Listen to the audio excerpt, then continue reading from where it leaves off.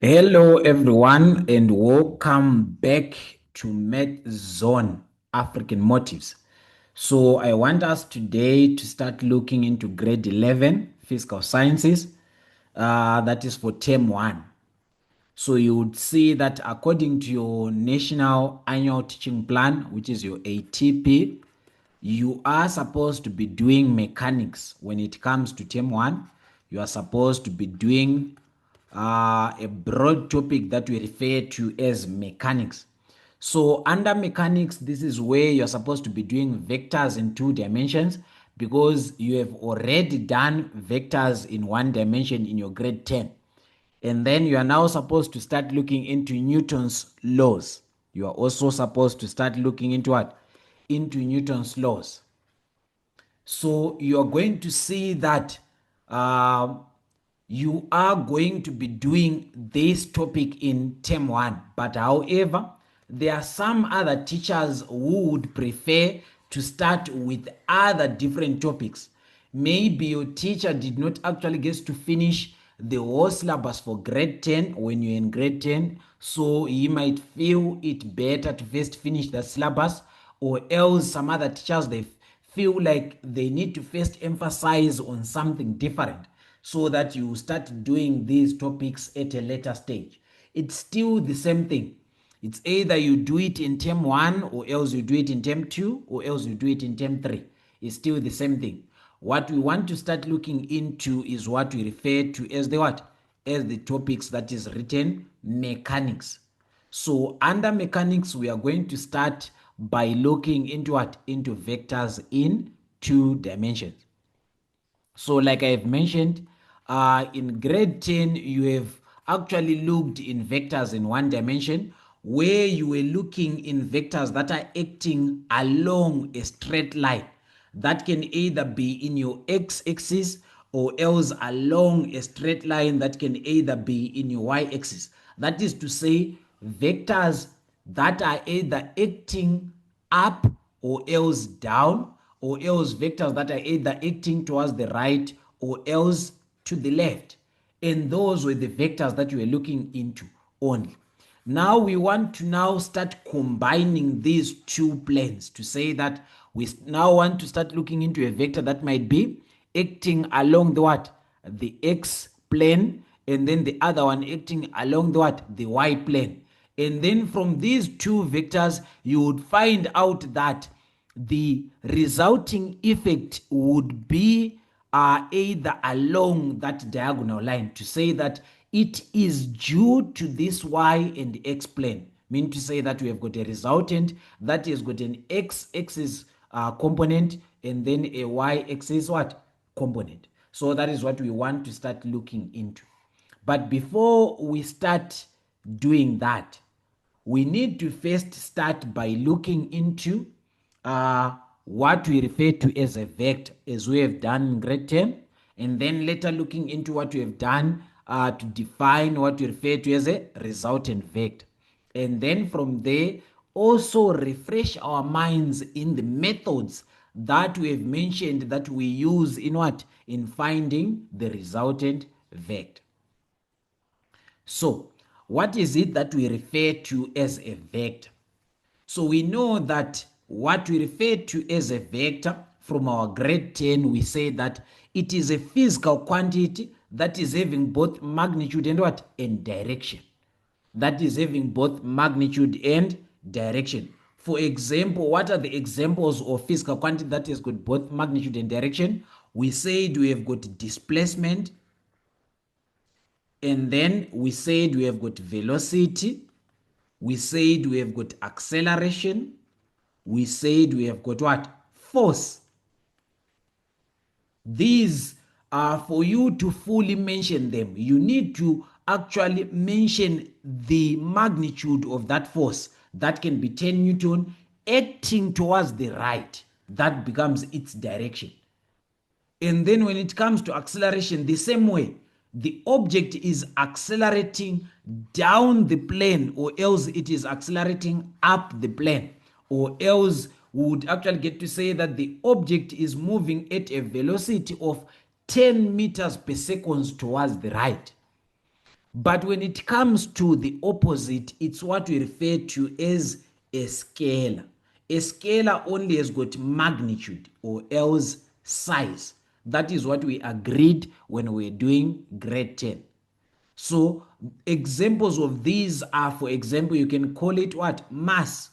When you go into your shops and you are, maybe you have been sent to go and buy some meal or else some rice, you only say to the shopkeeper that I want 5 kg meal, I want 10 kgs rice. There is no need of saying 10 kgs to the west. So that is what we mean by scalar quantities. You fully mention them or else describe them by their magnitude or by their size. Or else we can say time, where you would say, if someone asks you what is the time right now, you would say maybe it is what?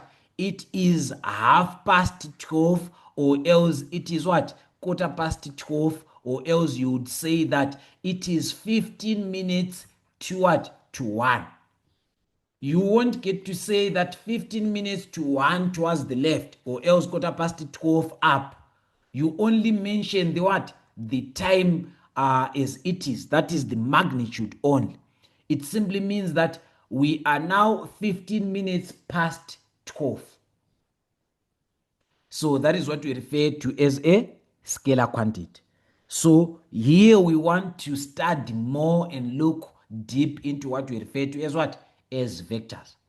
And we have agreed that when it comes to vectors, since they are represented by magnitude and direction, we need to actually get to have a common way that we can represent them when we want to find either their resultant or else just to give a picture of them. And we have said that we can represent vectors by using arrows, where you know that an arrow, it has got its length and it also has got its arrowhead. So the arrow length would actually represent the what? The size or else the magnitude of the what? Of the vector. Just like this arrow that is here, you can see that its length, which is the distance from here to there, would be used to represent its magnitude. And then its arrowhead is pointing towards the direction in which this vector is acting along. So that is how we represent our vectors, by using arrows with arrowheads. Now, what about if we have got two or more vectors and we want to know the resultant? In fact, what is it that we refer to as the resultant vector? So now, like I've mentioned, that you might be having two or more vectors. You might be having two or more vectors. When we are having two or more vectors, we say that a vector, we can represent it by just an arrow. Now, how can we represent two or more vectors by just one arrow? This is where we need that one single vector that can actually get to replace two or more vectors and give us the same effect. So that single vector is the one that we will now get to represent by an arrow, and we call it a resultant vector.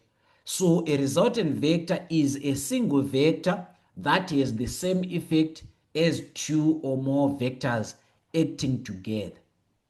That is what we refer to as a what? As a resultant vector. Now, how do we find or determine the resultant when it comes to two or more vectors? We either use graphical methods, where we can either choose to use what we call a head to tail method, or they can call it a tail to head method, or else we can use what we refer to as a parallelogram. A parallelogram is when you use a tail to tail method. This is usually used when you have got two vectors. And then we can either use a method by which we use analytical calculation. That is what we can actually get to call it analytical calculation method, where we would use the principles of trigonometry and components to actually get to find our resultant. So these are the examples of methods that we use, especially when it comes to our syllabus. They want us to use graphical methods and what? Calculation method in calculating or else determining our what? Our resultant. So we need to know these methods. Now, before we can start understanding these methods, there is something that we also emphasized when we're doing vectors in one dimensions. We say that if vectors they are acting in the same direction, you need to add them. That is how they can give you a what? A resultant. And then if vectors are acting in the opposite direction, you need to subtract them. For example, I've got these three vectors here: vector 1, vector 2, and vector 3. So vector 1 is represented by f1, vector 2 by f2, vector 3 by f3. And you can see that vector 1 and vector 2, they are acting in the same direction. So by principle, when we are using graphical method, we first need to choose a scale. So we first need to choose a what? A scale where we can actually get to say, let's say for example, 1 centimeter represents what? 10 newtons, which simply means that wherever you see a distance of 1 centimeter or else an arrow that is having 1 centimeter in distance or else in length, it is representing a force that is what? That is having a magnitude of 10 newton. So from our graph here, you can see that starting from 1 up until to the end of the first, it is just 1.5 centimeters. So you would have said F1 is equals to what? You would have said F1 is equals to 50 newtons because it's 1.5 centimeters times 10 newtons, which represent 1 centimeter. That gives you 50 newtons. And then F2 as well, starting from 2.5 to 4, the difference there is also 1.5 centimeters. So you can see that here we've got 1.5 centimeters, 1.5 centimeters, which gives you a distance of what? It gives you a distance or a length of 3 centimeters. So these two vectors, because they're acting in the same direction, we add, we say 1.5 plus 1.5 to give us what? 3 centimeters. So their resultant is equal to 3 centimeters. So if we had used a scale of 1 centimeter to represent 10 newtons, it would simply means that their resultant would be equal to 3 times what? Times 10. That becomes 30 newtons. So this resultant was going to be equal to 30 newtons or else 3 centimeters in length. Now, if that is the case, and then we come to say, what about vector 3, which is represented by F3, would actually get to now want to determine its what? Its length. It is starting at 4 and then it is ending at 2. We can see that it is ending at 2 and starting at 4. So here the distance here, it's just 2 centimeters. Whilst here we've got what? We've got 3 centimeters. So from these rules, we are saying if vectors act in the same direction, add them. So we added 1.5 plus 1.5 to give us what? 3 centimeters. Now, if vectors are acting in opposite direction, like here, we've got this resultant of the 2 acting towards the right, whilst the third is acting towards the left. The resultant between these would be given by this difference here. And what becomes that? The resultant becomes the difference, to say that you subtract. That is 3 centimeters minus 2 centimeters. That gives you 1 centimeter. And we know that from our what? From our head to tail method, we said that if you now want to find the resultant, you actually get to start your drawing of your resultant to say the tail of our resultant starts at the tail of the first. This is the first and this is our last. And then its head, it ends on the what? On the arrowhead of the last. So we would actually get to represent our resultant like that. So this resultant becomes equal to what? 1 centimeter. That is in accordance to these rules as well as the rule of the what? Of the head to tail method. So I want you to keep in mind that these same rules are the same rules that you are going to be using as we go forward. But the difference is that now we would be having vectors that are in the y and that are in the x, and we would need to know the what? The resultant of those. We need to know the resultant of those. Now, before that, let's look into something that we refer to as a what? As a closed vector diagram. What is it that we refer to as a closed vector diagram?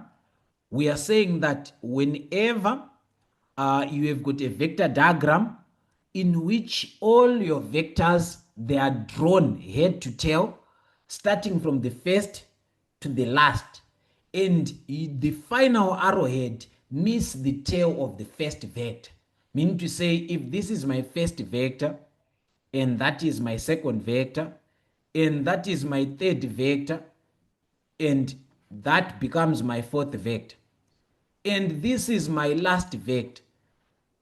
Once you see my last vector, its arrowhead ending on the tail of the first vector, it simply means that this is what we refer to as a what? Closed vector diagram. So a closed vector diagram, this is when you have got all the vectors that are represented by arrows being drawn head to tail, starting from the first, like for example here, starting from the first, going as we go to the last, and you get to see that your last vector has got its arrowhead ending at the tail of the first. It becomes a closed vector diagram. How can that happen? This can happen in scenarios where we are having what we call maybe vectors that are acting on an object that is at what? At equilibrium. Wherever we are having equilibrium, then the vectors that are acting within that object that is in equilibrium can actually get to form what you call what? A closed vector. At some point in time, we can have, let's say, an object that is starting, let's say an object starts at a point A and then it moves to point B. After point B, it moves to point C. After point C, it moves to point D. After point D, it moves to point E. After point E, it then later goes back to where it started at point A. We can simply see that in accordance to displacement, our final displacement would be equal to what? To 0. So we are saying that the resultant displacement becomes 0. This is an object that is moving within a circle. Hence, therefore, if we are to represent the individual displacement, they are going to give us vectors that would actually get to show what we refer to as what? As a closed vector diagram. So those are the examples in which scenarios can actually get to give you what? Closed vector diagrams. So you would be needed to know what a closed vector diagram is and what it indicates. So a vector diagram indicates that the resultant is 0, or else it indicates equilibrium. So for example, if forces on an object or else on a body are acting on that body and that body remains at rest or else it remains at equilibrium, it simply means that that body will not move. If it doesn't get to move, there is no acceleration. Hence, therefore, the resultant force, we would know that the resultant force or else the resultant vector would be equal to 0. And if we are to take those individual force vectors and represent them in a diagram, they would give us a closed vector diagram. They would give us a closed what? Vector diagram. Now, let's actually get started with the most important things, or else with the topic of the day that we said we are looking in vectors in what? In 2D. Vectors in 2 dimensions. Now, this is where it gets interesting. For example, before I can start looking into these notes that are given here, I would want to give you a scenario. We are saying that in your grade 10 you were looking at vectors that are either just acting in this horizontal plane or else acting in this vertical plane only, and they would actually get to say find the resultant of these, find the resultant of those, and you would simply come and add these. Or else if you were having another vector that is acting in a different direction, you would simply come and subtract that vector, and you would get your what? You would get your resultant. But however, in grade 11, you are going to be given a different scenario at some point in time. Like, for example, you would be given, let's say, an object that is being acted upon by a force that is inclined at a certain angle. You would see that they would give you a force F1 that is acting on this object A, but as it is acting inclined to an angle theta. And on this force, what you would necessarily need to know is whenever we are finding resultant, we said that if vectors are acting along the same direction, add them. If vectors are acting in the opposite direction, subtract. Now, you would see that this force, it has got a component that is acting or else that can lead to a pull of this object towards the right. And also, this force can actually lead to our object being lifted at a certain angle towards or else acting up. So we are saying that this force or else this vector would be having two different components that will result in an effect in the horizontal component and an effect in the vertical component. What am I saying? I'm saying that whenever you are given a scenario like this, for you to effectively find the resultant, you would need to first resolve this force into its individual components. What do we mean by resolving into its individual component? We want the magnitude or else the effect of the force that is acting along the horizontal component, and we need the effect of the force that is acting along the vertical component, because you can see that this force is acting either towards the right or else up, but we would want that effect that is towards the right only, so that we can be able to add it or subtract it with the effects that is along the right only or else along the horizontal plane only, and then the effect that is along the vertical component only.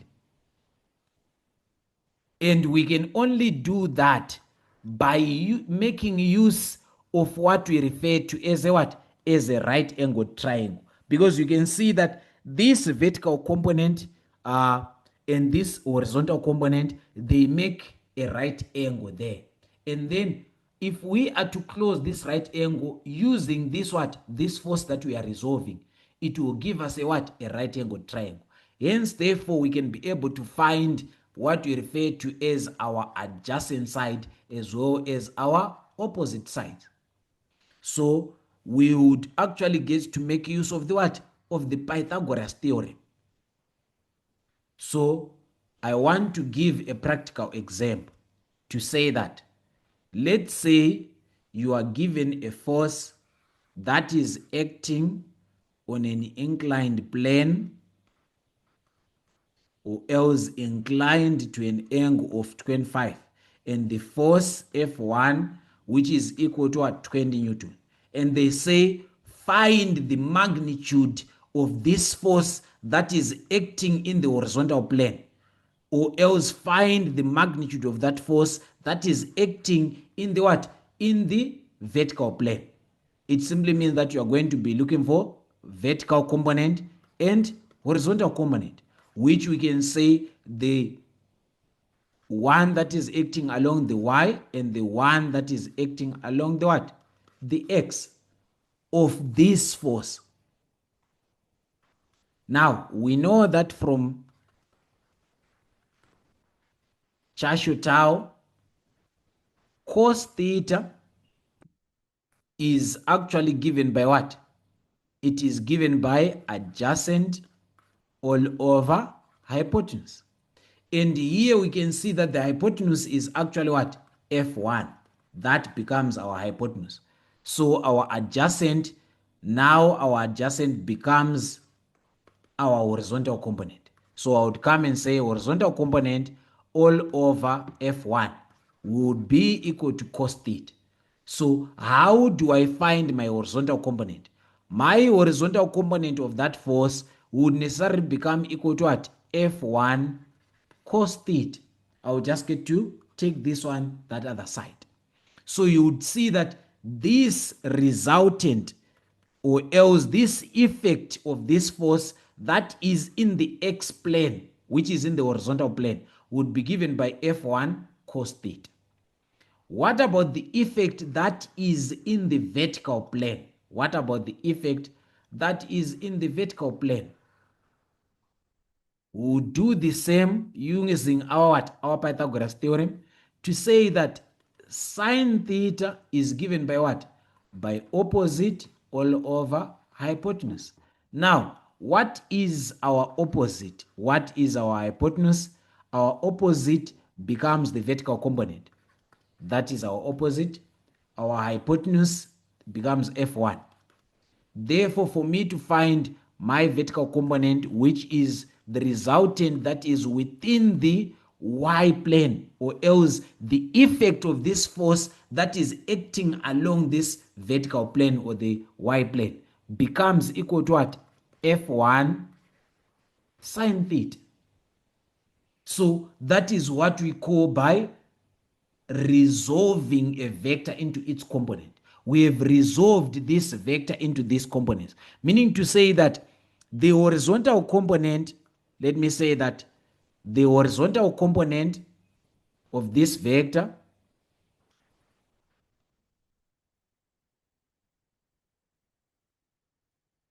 is now given by F1 cos theta, and the vertical component is now given by F1 sine theta. So in most cases, this is the scenario that you'll be given, and they would want you to determine the vertical component of this force and the horizontal component of this force, so that you can be able to add the horizontal component on their own and add the vertical components of their own, because you'll be having many forces acting on an object, and then thereafter you will need to calculate the resultant of those. That is what we refer to as what? As resolving into what? Into its components.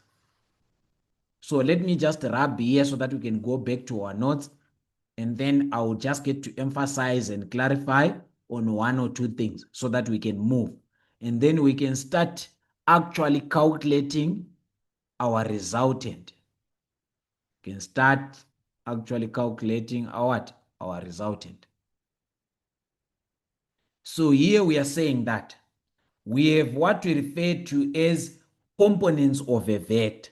So whenever you are given a vector that is acting on an inclined plane, maybe at an angle inclined to the horizontal, you need to resolve that vector into its what? Into its horizontal components and vertical component. And what we refer to as a horizontal component, it becomes the what? The component that is acting in the x-axis plane. And then what we refer to as the vertical component, it becomes the effect that is acting in the what? In the vertical plane, or else the component that is acting in the vertical plane, which is the y-axis. That being the case, you would see that you can actually later calculate this angle if it is not known. When you know this y plane and this x plane, given that, let's say here, you know that your ry, you know it is equal to what, to 20, let's say 20 newtons, and rx is equal to 15 newtons, where maybe this was just what, was just 30, you would be simply knowing that this is equal to what, to 30 sine theta, and you would need to know theta, so you would actually get to say sine theta is equal to what, sine theta is equals to 20 over 30, and then theta would be equal to arc sine of 20 over 30. That is how you calculate your what, your direction. So theta becomes the direction of this vector that we are resolving. Now that we now understand how we can actually get to resolve vectors into their components, we now need to start looking into methods of determining the resultant. Methods of determining the resultant. So how do we determine resultant of a 2D vector, or else resultant in what? In 2D vectors, which means that the resultant of vectors that are acting in 2 dimensions, like this. How do we find the resultant, which is usually that case? How do we find the resultant? We've got 3 main methods. The first method is tail to head method, or else head to tail method, which is a graphical method that we know. But now, because we now have got what? We now have got 2 dimensions. We will draw the first vector. After drawing the first vector, we place the tail of the second, which is the tail of the second, at the head of the first, and then we draw the second vector. At some point in time, if we are having more vectors, we would also get to draw another vector there, and then draw another vector there, and then the resultant starts from the first to the arrowhead of the last. That becomes our resultant. So here they just simply said, let's say that you are given 2 vectors. So to find the resultant, you draw the vector, you draw your first vector. Let's say your first vector 1 is along the x-axis, and then your second vector 2 is along the y-axis. So you draw the first vector, and then you draw the second vector from the arrowhead of the first to your arrowhead, and then the resultant now becomes that vector that you draw from the tail of the first. This is the tail of the first to the head of the last. That becomes your resultant. That is how you can use the graphical method. From the graphical method, which is tail to head or else head to tail, we would go to a parallelogram method, where we are saying that 2 vectors drawn tail to tail complete a parallelogram. Mean to say that if I'm having my f1, just like I said, in the x, and my f2 in the y, I can have my f1 drawn from the origin going, sorry, I would have started by f1 is in the y, in the x. So this is my origin. I draw my f1, and then from the origin again, I draw my f2. After drawing my f2, the resultant now becomes the diagonal that you would find by making parallel lines. How do I make parallel lines? I'll draw a line that is parallel to this one from the head of my what? My first vector. I'll draw another parallel line to this one from the head of that vector.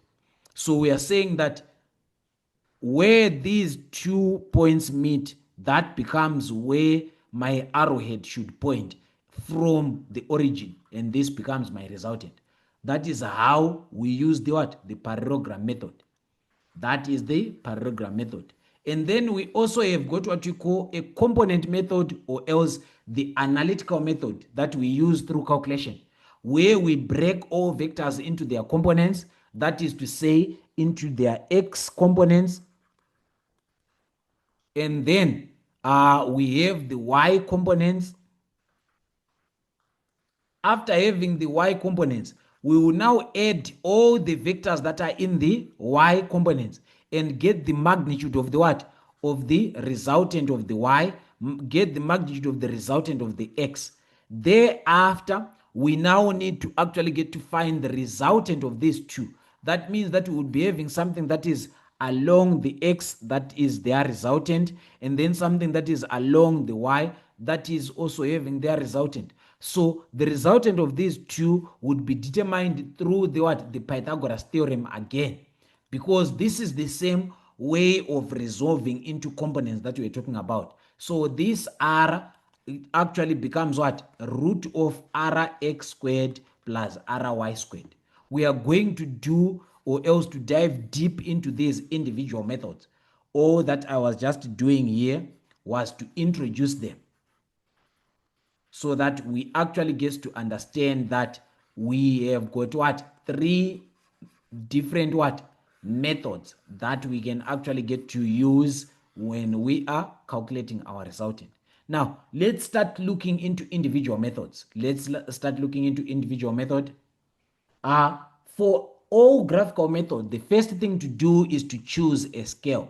For all graphical method, the first thing to do is to choose a scale. For example, 1 centimeter to represent 10 newtons. So that if you are given, let's say F1, that is equal to 20 Newton, and then you are also given F2, that would be also equal to 15 Newton, and then you are given F3, that is also equal to 50 Newtons, and then let's say you are now given F4, which is just equal to 10 Newton. And then they are telling you that maybe they will tell you that F1 is along the what?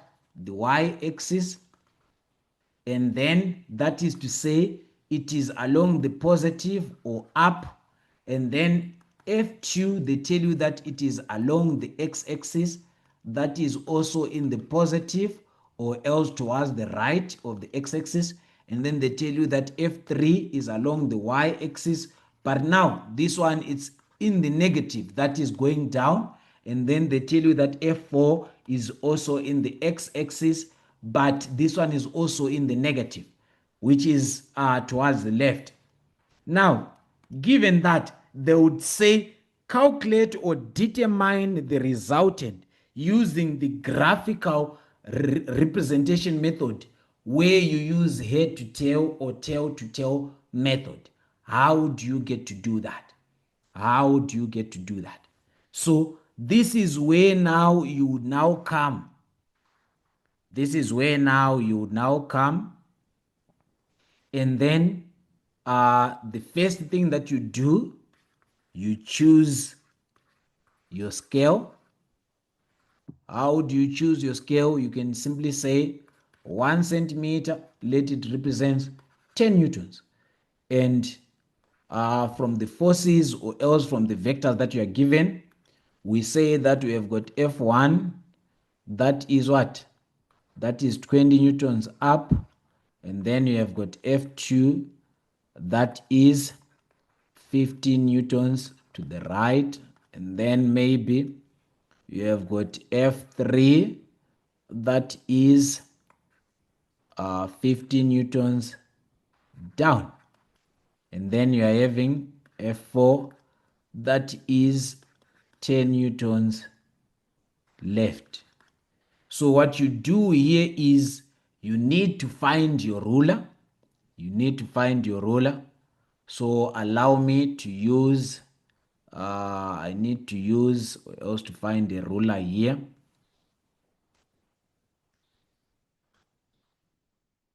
So now that I found my ruler, I'll take my ruler, and then I would draw my Cartesian planes, meaning to say that I would simply have, let's get to say, I would need to have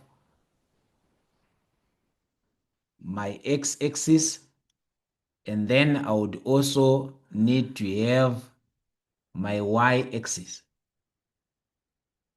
I would also need to have my what? My x-axis and my y-axis. So allow me to just try.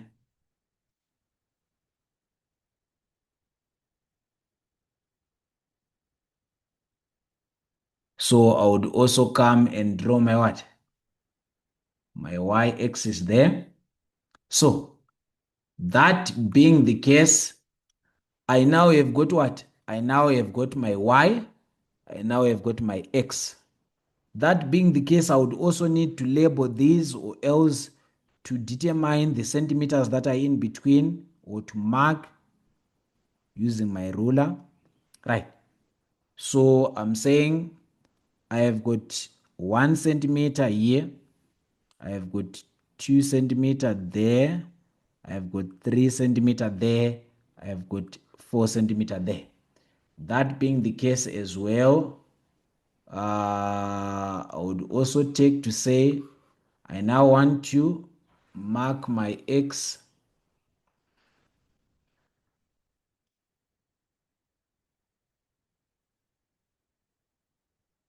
I now want to mark my x.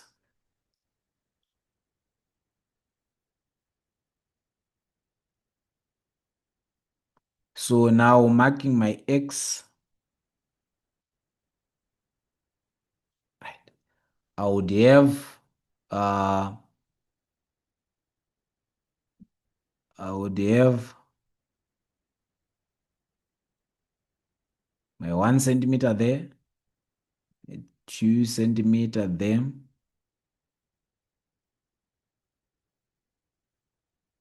and then my 3 centimeter there, my 4 centimeter there, my 5 centimeter there. So I can simply have those. I can simply have those. Now, representing these, so I'm just saying there I've got 1 centimeter, I've got two, I've got three, I've got four, just like that. Just like that.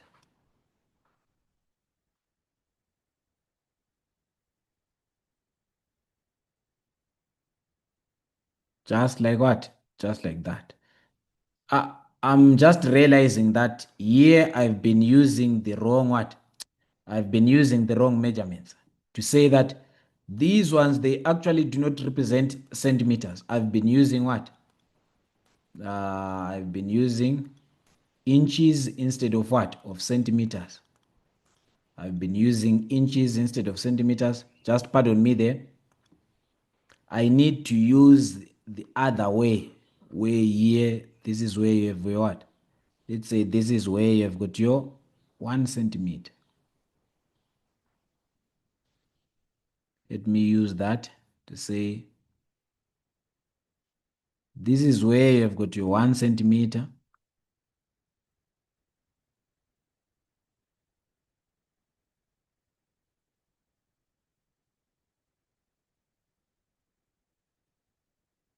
So me having my 1 centimeter there, I would come and then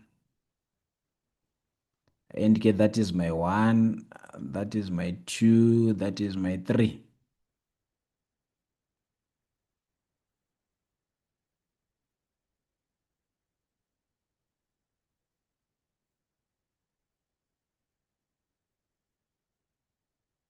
I'll do the same for this one as well.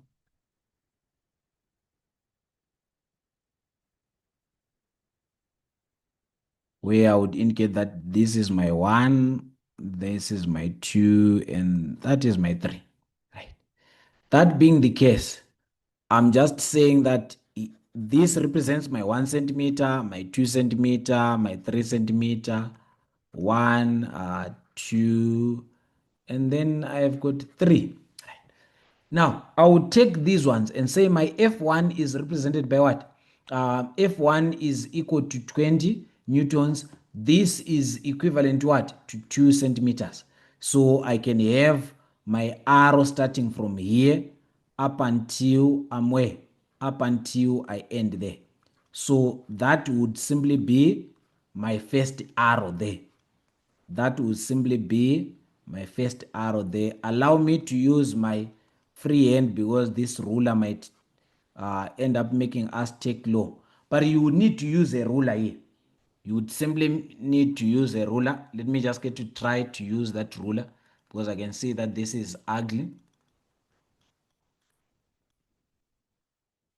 The only problem is that it takes longer than we are intending to. So that's why I wanted to skip and start using my what? My freehand. But however, though we can still use it. Right. So I have got my first force being equal to what? Being equal to 2 centimeters in length going up. After that, I would indicate that this is my what? My F1. And then my second one, it's what? It's actually 50 newtons going to the right. So on this head, that's where I would have my tail. On that head, that is where I would have my tail. On that head, that is where I'm going to have my tail. I'm trying by all means to make sure that people can actually get to follow so that when you are doing it alone, you'd be able to remember that this is what we were doing. So we need to represent what? Um, you'd see that we need 15. That would actually be somewhere right there. Let me take it down so that it becomes one, two, something like here. This is where we have got 1.5. That is where we have 1.5.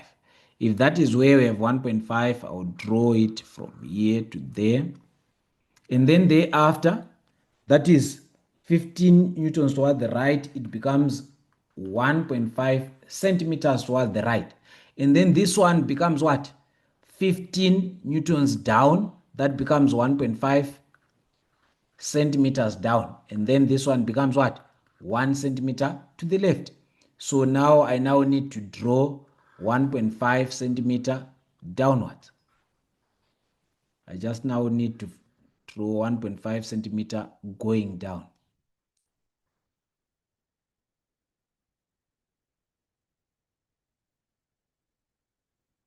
One 1.5, so that being 1, I need it to be 1.5.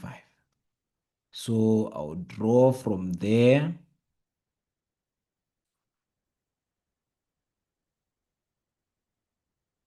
That is my 1.5.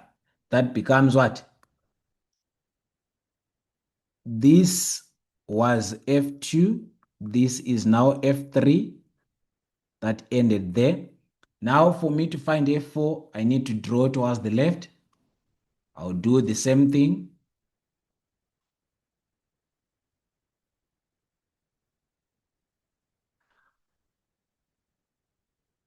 So just be patient with me, guys. You know, these equipments, they're different if you are certainly using your ruler there where you are. But this is simply how you are supposed to be doing it. That is simply how you are supposed to be doing it. Now, I need to draw what? 1 centimeter to the what? To the left. That is 1 centimeter towards the left there. Right.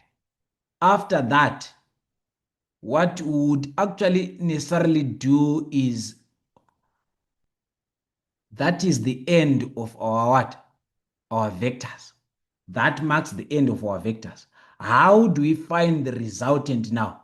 The resultant becomes this one from the tail to the head of the last. So we need to draw a line and measure its length. And then we also need to measure the what? The angle of this one. What becomes that angle and what becomes that length? That is simply how we actually get to what?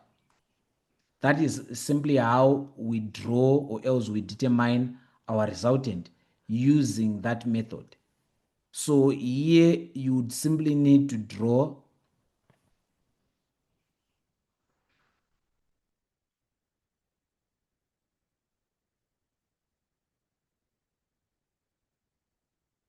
So that is how we determine our what? That is how we simply determine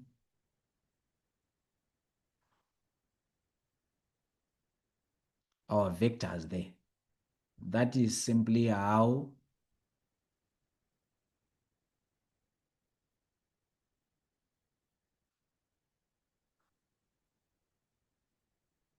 right? So you would have came here and then you would have drawn a line that is along that. That was going to be your resultant. So that is how you determine your resultant using the what? The head to tail method. And this becomes your resultant. So the length of the line from here to there using the graphical method becomes your resultant. And then you come, you measure this angle. It becomes the what? The direction. That is the final direction. So everything that we have been doing here, everything that we have been doing here is what they did on top there. That is what they did on top there. Let me just get to show you what they did so that you can actually get to appreciate why I was taking so much time trying to do whatsoever that I was trying to do there. So what we refer to as the graphical head or tail to head method is this. This is the method that they used here. So now I would want you to actually get to practice this method because they might actually ask you to determine using specifically this method. They would say determine your resultant using the graphical head to tail or tail to head method. This is what you're supposed to do. You are supposed to come and choose a scale. After choosing a scale, you need to draw the first vector. So now the first thing is you choose a scale and then you actually get to what? Just plot your what? Your Cartesian plane, which is your y and your x-axis, which is your y and your x-axis. After drawing that, after plotting that Cartesian plane, where you would have indicated how many centimeters are in difference in each, you would now come and then draw your first vector, which is represented by the arrow of the first vector. So the arrow length is equivalent to your what? To the magnitude in regard to your scale. And then the arrowhead, it shows where the vector is directed. And then after the first, you now draw from the head of the first vector, that is the head of the first vector. You draw the second vector, that is actually starting from the head of the first vector. And then you draw the third, and then you draw the fourth. And then the resultant now, you draw the resultant from the tail of the first vector. This is the tail of the first vector going to the arrowhead of the last vector. This is the arrowhead of the last vector. So the length of this line, because you have used a graphical scale diagram where you are using the scale, this length gives you a resultant. And then if you are to measure accurately using what? If let's say here you have got 90 degrees and you have 90 degrees and you have 90 degrees. So you need to come and measure 90 degrees here, 90 degrees there, 90 degrees there. So that this gives you the direction. If you use your protractor, the angle that you are going to have from this horizontal. So the angle from this horizontal line going there, that angle becomes the direction. That is how you use the graphical head to tail method in finding your what? The resultant's magnitude and direction. After we've said that, we now need to actually get to look into a question, which was an example. They said, given the following three forces, given the following three force vectors, determine the resultant force. The first force vector is 3.4 newtons in the positive direction of our x, F2 4 newtons in the positive direction of our x, and then F3 3 newtons in the negative direction of our what? Of our y. So how do you do that? We just simply do what we did there. We say that you actually come, you plot your x and your y axis, your x and your y axis. Let me just get you.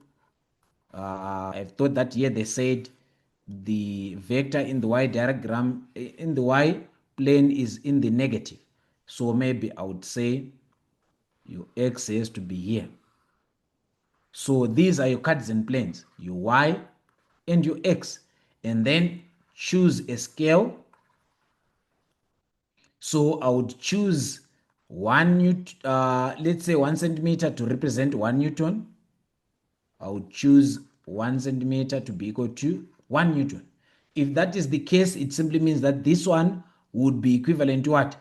3.4 centimeters, and this one 4 centimeters, and then this one would be 3 centimeters. So you are going to measure, let's say this one was 1, 2, 3, 4, 5, 6, 7, 8 centimeters.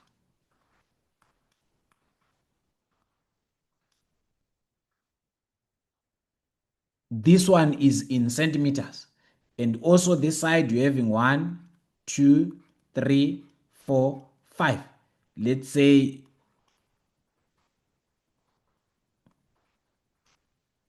it's also in centimeters. You would come and say your F1, it is 3.4 in the positive x-axis direction. So I need to draw 1, 2, 3, maybe 3.4 would be here. So I'll just get to draw a vector diagram. Let me just get to say, I'll just get to draw a vector that is 3.4 centimeters there. So here I'm just going to use the ruler for the sake of just drawing a straight line, not necessarily to say up to scale. Not necessarily to say up to scale. Now I don't know what's even happening with my ruler. So let me just get to use my what? Let me use my freehand there. So you would have just came here and then you would have drawn. So here you would have just came and then where am I? I just want to go to, let's say this is where I'm starting at. I would have just drawn my first vector like that. Now, you see this thing, right? That would have been your first vector. Your second vector, starting from this head, you draw 4 newtons again. So it would be 1. So this is 3.4. So it would be 4.4, 5.4, 6.4. So if you say 3.4 plus 4, that becomes what?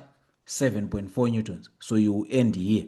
So you are just supposed to come, draw another vector there, and then it becomes something like that.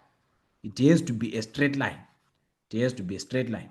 So that is F2, that is F1. And then now you're drawing 3 newtons in the negative direction. So starting from here, you need to go 3 newtons. So 3 newtons here, we're going to end there. So you are going to draw your 3 newtons like that. Now, your resultant was going to start from here up until to the head of the what? Of the last vector, which is that one. That was going to be what? That was going to be your resultant. That was going to be your resultant. This one. That is what was going to be your resultant. This one. So you were going to measure this distance because you drew it into scale. And then you get your what? Your answer there from this distance. And then you measure this angle there. But here they said determine the resultant force. They didn't say the direction. So, however, though we know that a force is a vector quantity that has got both magnitude and what? And direction. So you would also come and measure this using a protractor. That is how you use what we call head to tail method in actually determine the what? The resultant there. That is how you do it. That is how you do it. But you need to use a ruler. You need to use a ruler and sometimes a pencil so that when you actually make a mistake, you can rub. But you need to use a ruler so that you can draw everything onto scale. You need to use a ruler so that you can draw everything onto scale. Now, there is another method that we refer to as the what? As the resultant using the parallelogram, which is tail to tail method. Tail to tail method is different from head to tail or tail to head because now we are simply saying that all of our two vectors or else all of our vectors, they are starting at the same origin. They should start at the same origin. If they start at the same origin, it's different from tail to head where we're starting the other one at the head of the other one. So we first draw a Cartesian plane, that is our Cartesian plane, and then we draw the first vector originating at the origin. This is our origin. You draw the first vector there, and then add the second vector by also originating from the origin. You are originating from the origin. This is the second vector. So this is your first step. This is your first step, and this becomes your second step. But mind you, all of the two vectors are coming from the what? From the origin. After that, you now need to draw parallel lines, which means that you now need to draw lines that are parallel to the first vector that is coming from the arrowhead of this second vector. You need to draw a line like that. You also need to draw a parallel line to this one that is coming from that arrowhead, so that your resultant becomes this diagonal line here. That is how you use the tail to tail what method, as it is shown by the diagram that I brought here. So after drawing these two vectors from the origin, you now need to draw a line parallel to F1, which is parallel to F1, that is starting from the head of F2. This is the head of F2. So your line there, this is the line that is parallel to F1, that is starting from the head of F2. This is the line. And then you need to draw also a line that is parallel to this, starting from that head. This is the line. So you would see that these two parallel lines that you have drawn, they intersect there.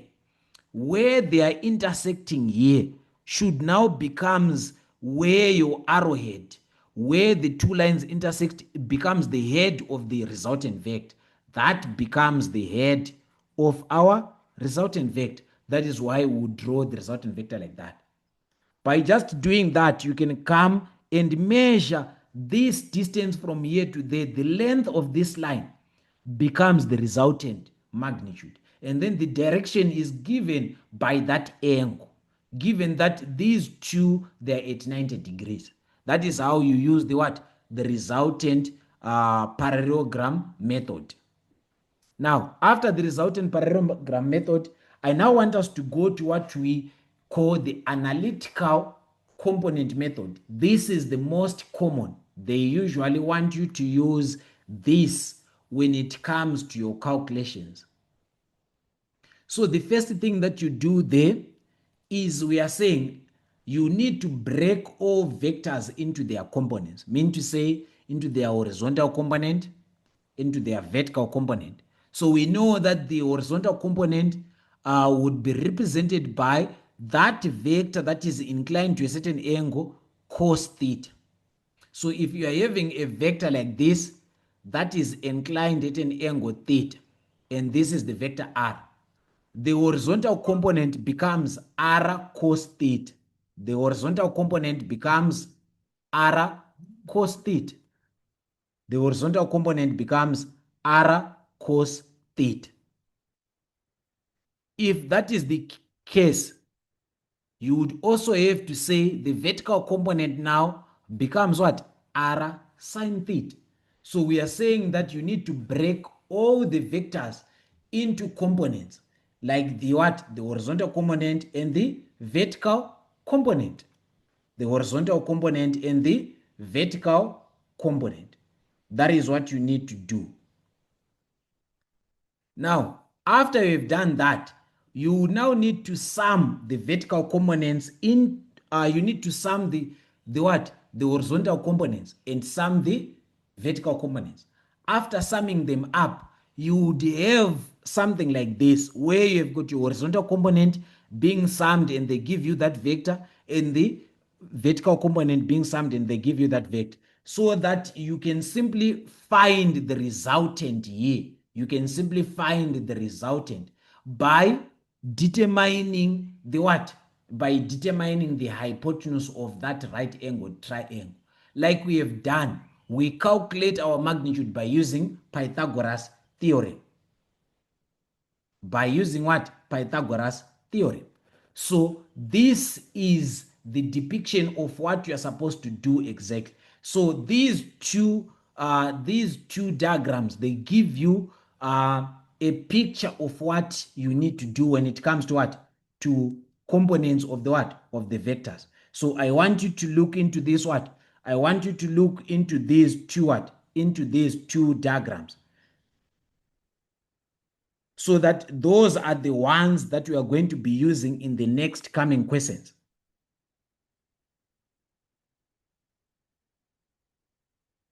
So now that we have looked into these diagrams and we have seen, so we are saying that you need to first break all vectors into components.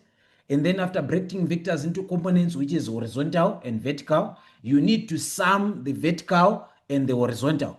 After summing the vertical and the horizontal, you now need to calculate the magnitude of the what? Of the resultant by using Pythagoras theorem, which tells you that if you are having a right angled triangle, we know that whenever we are having a right angled triangle, and this is A and this is B and this is C, for us to find C, we know that C squared becomes equal to A squared plus B squared. Therefore, C would be root of what? A squared plus B squared. That is what we are saying by this. We just simply use our Pythagoras theorem from what? From mathematics. So after using that Pythagoras theorem, we would be using a triangle like this. You have now determined the resultant in the x, the resultant in the y. You now need to determine the resultant of these two. The resultant of these two would be given by r is equals to root of what? Rx squared plus ry squared. And then thereafter, you need to find this angle here. That becomes the what? The direction. How do you find this angle here? Or else what you can do is, since you'll be having Rx and Ry, that becomes your opposite and your adjacent. Those are the two that you'll be having. You also use the rules of trigonometrical ratios, where you know that tan theta is equal to opposite of what? Adjacent. So this theta simply becomes equal to arctan Ry over Rx. This is where it will be all coming from. If you now know and understand this, now let's start attempting questions. We now want to check our comprehension. We now want to see if we have actually understood what we needed to do. If we have actually understood what we mean by vectors in 2D, how we calculate vectors in 2D, their resultant, different methods. Now, the question is saying, the diagram below represents four vectors Q, R, S, and T. Q, R, S, and T. You can see that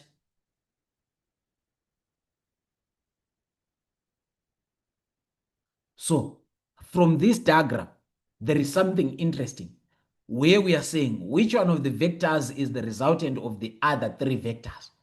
So we know that if we are to use the head to tail method to determine the resultant, we know that the resultant, it starts from the tail of the first and then it ends to the what? To the head of the last.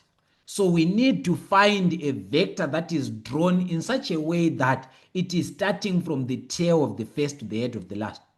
I can see that S is coming from here to there, and then T from the head of S to there, and then Q there. So I can see that these three, they are summed from this tail to that last head. So this one is starting from the tail of the first to the head of the last. So this is actually a what? A resultant. This is actually a resultant because it is starting from the tail of the first to the head of the last. That becomes R. So that is how we simply determine our resultant using what?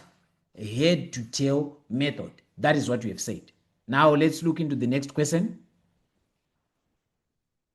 The next question is saying two forces A and B, two forces A and B of magnitude 500 newtons and 300 newtons respectively act on a point O in the directions shown below. The forces act on the same plane and are not drawn to scale. They're telling us that these forces, they are not drawn to scale. Now they're saying define the resultant force. Define the resultant force. We said this is the single force that has the same effect, that has the same effect as the sum of the individual forces, or else that has the same effect as the sum of the what of these other of these all individual forces acting together. So that is how you define your resultant. We have defined this resultant from our notes. If you did not understand, you can actually get to rewind and reverse back so that you can actually get to what to reread and understand what we call the what the resultant. Now that we know that the resultant becomes the sum, the resultant becomes the sum, or else it becomes the what? It becomes the effect of the total of the given. Now let's look at the next question. Calculate the magnitude of the resultant force. Calculate the magnitude of the resultant force here. So the magnitude of the resultant force here, you would see that you are going to have the resultant of the x and you are going to have the resultant of the y, so that you can have the resultant of the what of the x and the y, which actually becomes what which actually becomes either that or else what we refer to as the what is the hypotenuse of a right angled triangle. So you would simply have the resultant on the x, the resultant on the y, so that you can calculate the total resultant or else the final resultant that would be having an angle theta being its direction. Now,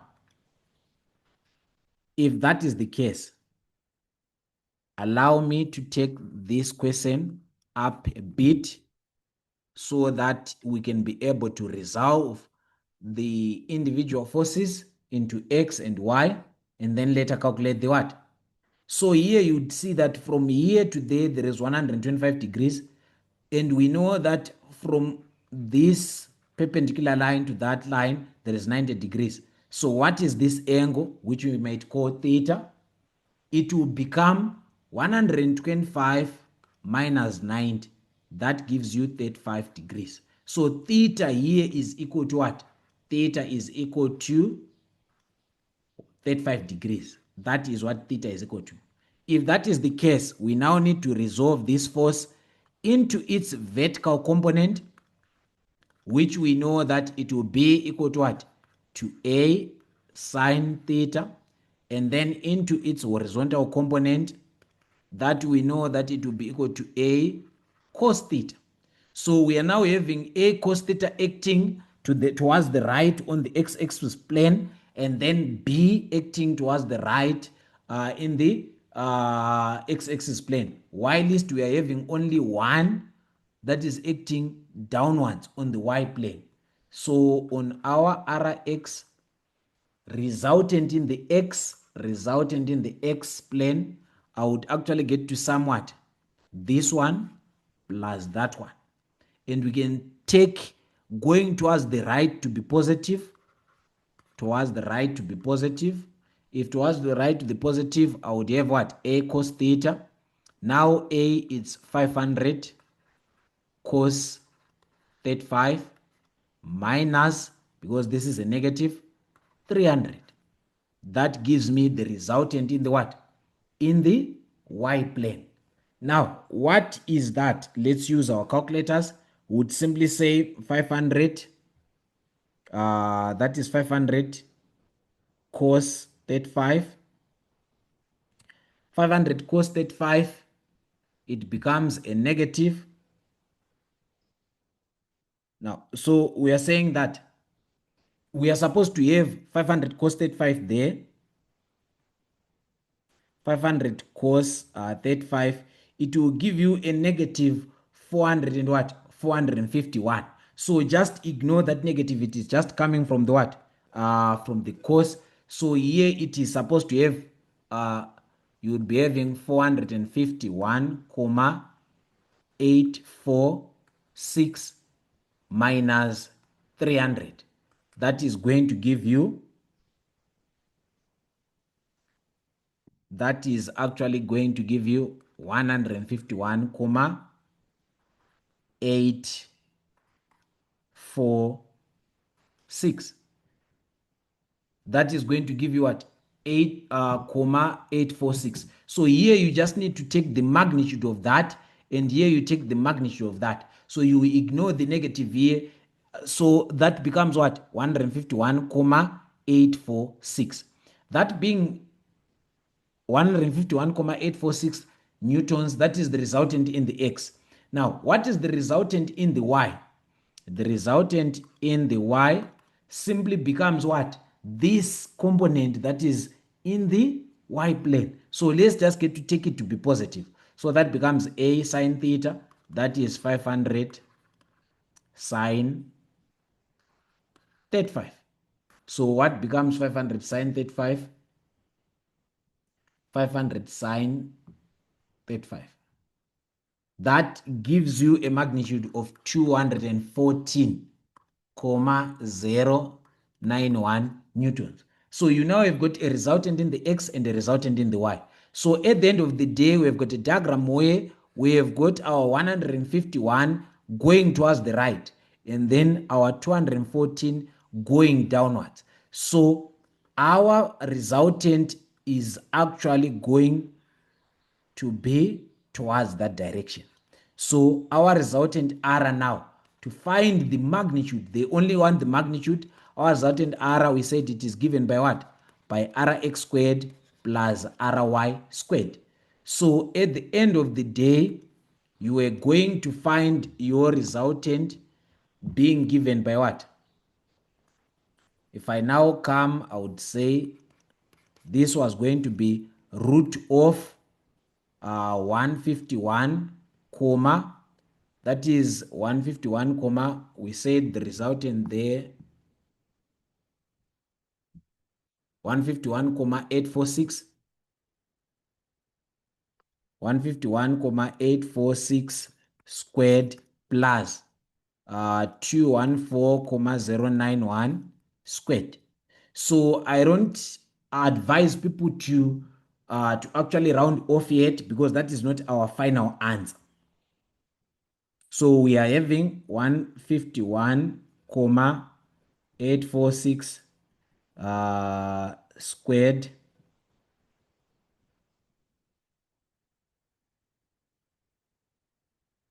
plus 214.091 squared. That gives us a resultant of what? Of 262,473 newtons. So that becomes the resultant there. That is how you would have calculated your what? Your resultant. That is how you would have calculated your result. So generally, that's how we actually get to what? To determine our resultant. And usually these are the type of questions that they are going to be giving you. Like for example, I've got a question here that I want you to take as your homework. I've got a question here, which is this question. This was from a question paper that was written in the what? In the final examinations. So they were asking that there are three forces F1, F2, and F3, which are applied to a crate of 15 kgs as shown on the diagram below. These are the three forces, and you can see that this force is acting upwards at an incline of an angle that is 90 minus 30. So here the angle there was going to be equal to what? To 60. And then here it's 50. So now they're saying define the resultant vector. We have done that. Calculate the resultant of the three forces. So what you need to do is to first calculate the resultant in the x plane and calculate the resultant in the y, and later calculate r, which would be given by what? Rx squared plus ry squared. But for the x plane, you need to first resolve these individual forces into what? You would be having 600 what? It would be 600 sine 50, whilst here you are also having what? 600, you would be having 600 cos 50. And then you would also have, if you resolve this one as well, you would have 500. So for the other one, you would be having what? you would be having 500 sine 60, and then this one, the other horizontal, would also be equal to 500 cos 60.